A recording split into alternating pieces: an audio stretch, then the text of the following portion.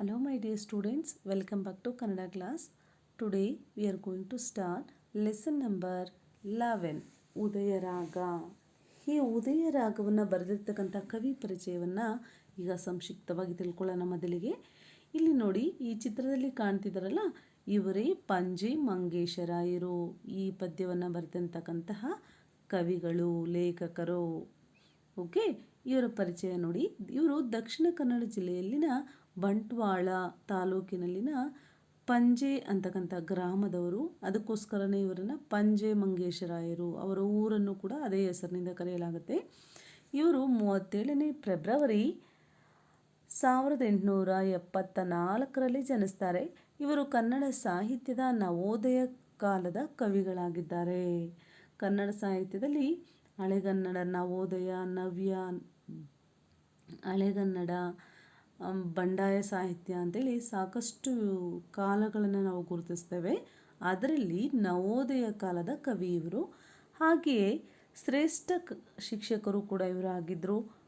ಇವರು ಉತ್ತರಿ ಹಾಡು, ತೆಂಕಣ ಗಾಳಿಯಾಟ, ನಾಗರಹಾವು ಮತ್ತು ಉತ್ತರಿ ಹಾಡು ಅದಾಯ್ತಲ್ವ, ಕೊಕ್ಕೊ ಕೋಳಿ, ಗುಡುಗುಡು ಗುಮ್ಮಟದೇವ, ಕೋಟಿ ಚೆನ್ನಯ್ಯ, ಇಲಿಗಳ ತಕತೈ ಇತ್ಯಾದಿ ಮಕ್ಕಳಿಗೋಸ್ಕರ ರಚಿಸಿದಂತಹ ಸಾಹಿತ್ಯ ಪ್ರಕಾರಗಳಾಗಿದೆ. ಅರ್ಥ ಆಗ್ತಾ ಇದೆಯಾ? ನಂತರ ಇವರು 1934ರಲ್ಲಿ ರಾಯಚೂರಿನಲ್ಲಿ ನಡೆದಂಥ ಕನ್ನಡ ಸಾಹಿತ್ಯ ಸಮ್ಮೇಳನದ ಅಧ್ಯಕ್ಷರು ಕೂಡ ಆಗಿರ್ತಾರೆ. ಹಾಗೆ 1937ರಲ್ಲಿ ಅಕ್ಟೋಬರ್ 25ರಂದು ಇವರು ದೈನಂದಿನರಾದರು, ಅಂದರೆ ಇವರು ಮರಣವನ್ನು ಹೊಂದ್ತಾರೆ. ಇಷ್ಟು ಇವರ ಸಂಕ್ಷಿಪ್ತವಾದಂತಹ ಪರಿಚಯ. ಈಗ ಪದ್ಯ ಭಾಗವನ್ನು ಪ್ರವೇಶ ಮಾಡೋಣ. ಓಕೆ ಮಕ್ಕಳೇ, ನೋಡಿ, ಉದಯರಾಗ. ಮೊದಲಿಗೆ ಮೊದಲ ಪ್ಯಾರವನ್ನು ನಾನು ಓದ್ತೇನೆ. ಅದೇ ರೀತಿ ನೀವು ಕೂಡ ಪ್ರಾಕ್ಟೀಸ್ ಮಾಡಿ, ನಂತರ ಭಾವಾರ್ಥವನ್ನು ಹೇಳ್ತಾ ಹೋಗ್ತಾನೆ. ನೋಡಿ, ಫಸ್ಟ್ ಮೊದಲನೇ ಚರಣ ಅಂದರೆ ಫಸ್ಟ್ ಪ್ಯಾರ. ಮೂಡುವನು ರವಿ ಮೂಡುವನು, ಕತ್ತಲೊಡನೆ ಜಗಳಾಡುವನು, ಮೂಡಣ ರಂಗಸ್ಥಳದಲ್ಲಿ ನೆತ್ತರು ಮಾಡುವನು, ಕುಣಿದಾಡುವನು. ನೋಡಿ, ಮೂಡುವನು ರವಿ ಮೂಡುವನು. ಏನಾಗಂದರೆ ಮೂಡುವನು ಅಂದರೆ ಹುಟ್ಟುತ್ತಾ ಇದ್ದಾನೆ. ಯಾರು? ರವಿ. ರವಿ ಅಂದರೆ ಸೂರ್ಯ. ಕತ್ತಲೊಡನೆ ಹೇಗೆ ಬರ್ತಾ ಇದ್ದಾನೆ ಅವನು? ಕತ್ತಲೊಡನೆ ಜಗಳವನ್ನು ಆಡಿಕೊಂಡು, ಅಂದರೆ ಕತ್ತಲನ್ನು ಕಳಿಸಿ ಅವನು ಅದನ್ನು ಜಗಳ ಆಡಿ ಅದನ್ನು ಓಡಿಸಿ ಕತ್ತಲನ್ನು ಬೆಳಕು ತರ್ತಾ ಇದ್ದಾನೆ. ಯಾರು? ಸೂರ್ಯ ಅಂತ ಇಲ್ಲಿ ಕವಿ ವರ್ಣನೆ ಮಾಡ್ತಾ ಇದ್ದಾರೆ. ಮೂಡಣ ರಂಗಸ್ಥಳದಲ್ಲಿ ನೆತ್ತರು ಮಾಡುವನು, ಕುಣಿದಾಡುವನು. ಮೂಡಣ ಅಂದರೆ ಪೂರ್ವ ದಿಕ್ಕು. ಈ ಪೂರ್ವ ದಿಕ್ಕು, ಈಸ್ಟ್ ಡೈರೆಕ್ಷನ್ ಇದೆಯಲ್ಲ, ಇಲ್ಲಿ ತಾನೇ ಹುಟ್ಟುತ್ತಾನೆ ಸೂರ್ಯ.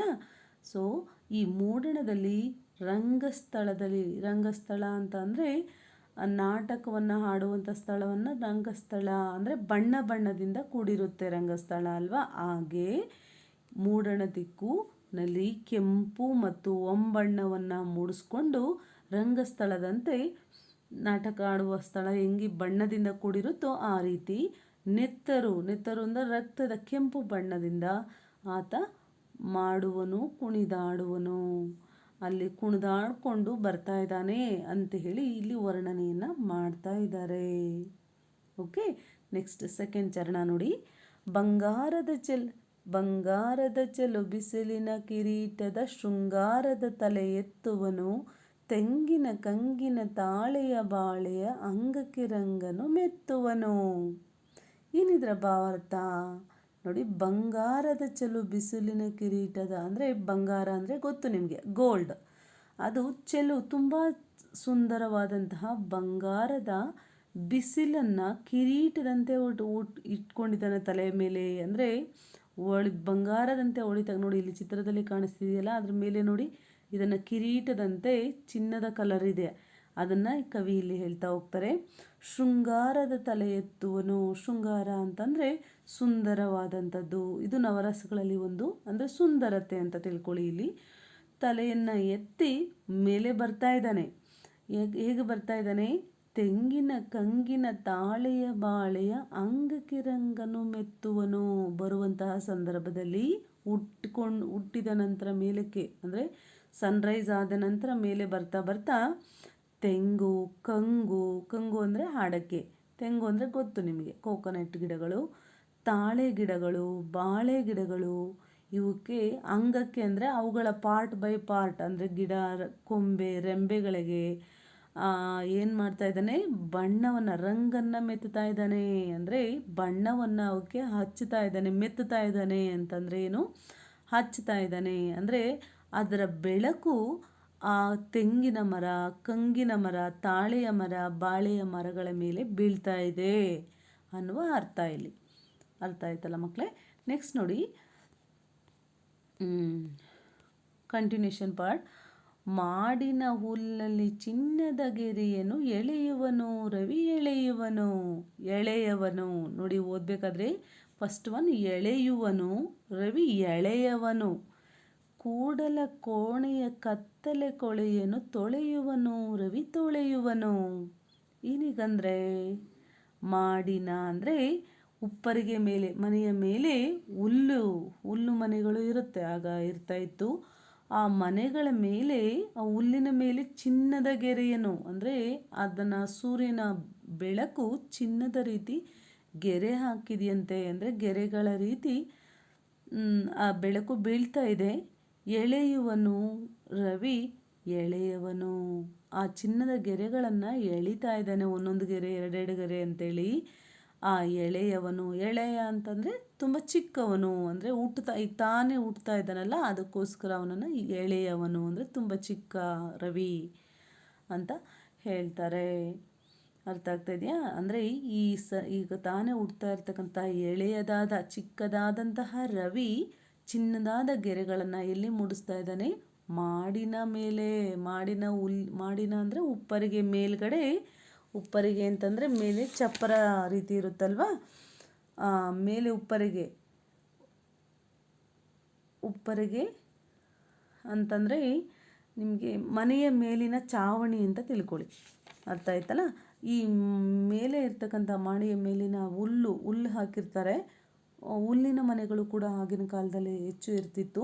ಆ ಹುಲ್ಲು ಮೇಲೆ ಚಿನ್ನದಂಥ ಗೆರೆಗಳನ್ನು ಎಳ್ಕೊಂಡು ಆ ಎಳೆಯದಾದಂತಹ ಚಿಕ್ಕದಾದಂತಹ ರವಿ ಬರ್ತಾ ಇದ್ದಾನೆ. ಮತ್ತು ಹೇಗೆ ಬರ್ತಾನೆ ನೋಡಿ, ಕೂಡಲ ಕೋಣೆಯ ಕತ್ತಲೆ ಕೊಳೆಯನ್ನು ತೊಳೆಯುವನು ರವಿ ಹೊಳೆಯುವನು. ಕೂಡಲ ಕೋಣೆಯ ಅಂತ ಹೇಳಿದರೆ ಪಡಸಾಲೆ, ಮೊಗಸಾಲೆ ಅಂದರೆ ಮನೆಯ ಒಳಗಡೆ ಎಂಟ್ರೆನ್ಸ್ಗೆ ಮೊದಲು ಸ್ವಲ್ಪ ಜಾಗ ಇರ್ತಕ್ಕಂಥ ಪ್ಲೇಸ್ ಇರುತ್ತೆ, ಅದನ್ನು ಪಡಸಾಲೆ ಅಂತ ಕರೀತಾರೆ. ಅಲ್ಲಿ ಸೂರ್ಯನ ಬೆಳಕೆಲ್ಲ ಮೊದಲಿಗೆ ಚೆಲ್ಲುತ್ತೆ. ಸೂರ್ಯ ಹುಟ್ಟಿದ ತಕ್ಷಣ ಅಲ್ಲಿಗೆ ಫಸ್ಟ್ ಬಿಸಿಲು ಬರುತ್ತೆ. ಆ ಕೂಡಲ ಮನೆಯ ಆ ಪಡಸಾಲೆಯಲ್ಲಿ ಕತ್ತಲೆಯನ್ನು ಕಳೆದು ಕತ್ತಲೆಯನ್ನು ಓಡಿಸ್ತಾ ಇದ್ದಾನೆ. ಅಲ್ಲಿರ್ತಕ್ಕಂಥ ಕತ್ತಲೆಯನ್ನು ಓಡಿಸಿ ಅಲ್ಲಿ ಬೆಳಕನ್ನು ಮೂಡಿಸ್ತಾ ಇದ್ದಾನೆ. ಹಾಗೆ ತೊಳೆಯುವನು ರವಿ ಹೊಳೆಯುವನು.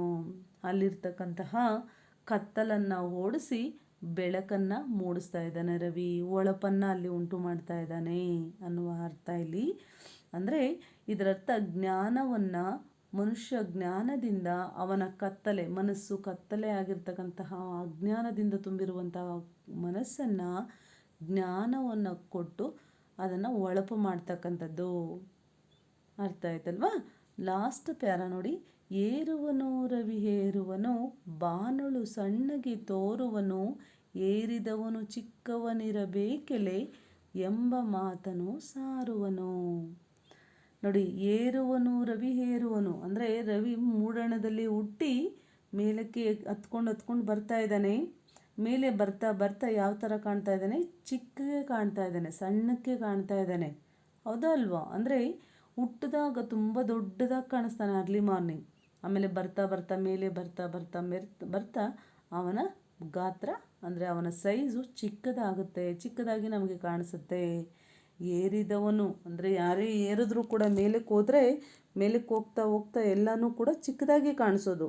ಹಾಗೆ ಸೂರ್ಯನು ಕೂಡ ಹುಟ್ಟಿದ ನಂತರ ಮೇಲಕ್ಕೆ ಏರ್ತಾ ಚಿಕ್ಕದಾಗಿ ಕಾಣ್ತಾ ಇದ್ದಾನೆ ಎಂಬ ಮಾತನ್ನು ಸಾರುವನು ಎಂಬ ಸತ್ಯವನ್ನು ಇಲ್ಲಿ ಹೇಳ್ತಾ ಹೋಗ್ತಾನೆ.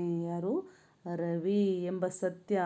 ಅಂದರೆ ಯಾವುದೇ ಒಂದು ವಸ್ತು ಮೇಲೆ ಹೋಗ್ತಾ ಹೋಗ್ತಾ ಅದರ ಗಾತ್ರ ಹೇಗೆ ಕಾಣುತ್ತೆ, ನಮಗೆ ಚಿಕ್ಕದಾಗ್ತಾ ಹೋಗುತ್ತೆ. ಹಾಗೆ ಸೂರ್ಯನೂ ಕೂಡ ಮೇಲಕ್ಕೆ ಮಧ್ಯಾಹ್ನದ ಹೊತ್ತಿಗೆ ಬರೋಷ್ಟರಲ್ಲಿ ನೆತ್ತಿ ಮೇಲೆ ಬರೋಷ್ಟರಲ್ಲಿ ಸೂರ್ಯನ ಗಾತ್ರ ಹೇಗಿರುತ್ತೆ, ಚಿಕ್ಕದಾಗಿರುತ್ತೆ ಅನ್ನೋದನ್ನು ಇಲ್ಲಿ ಹೇಳ್ತಾ ಹೋಗ್ತಾರೆ. ಇಷ್ಟು ಕವಿ ಸೂರ್ಯ ಹುಟ್ಟುವಂತಹ ಅರುಣೋದಯವನ್ನು ವರ್ಣನೆ ಮಾಡಿರ್ತಕ್ಕಂಥದ್ದನ್ನು ಈ ಪದ್ಯದಲ್ಲಿ ನಾವು ಕಾಣ್ತೇವೆ.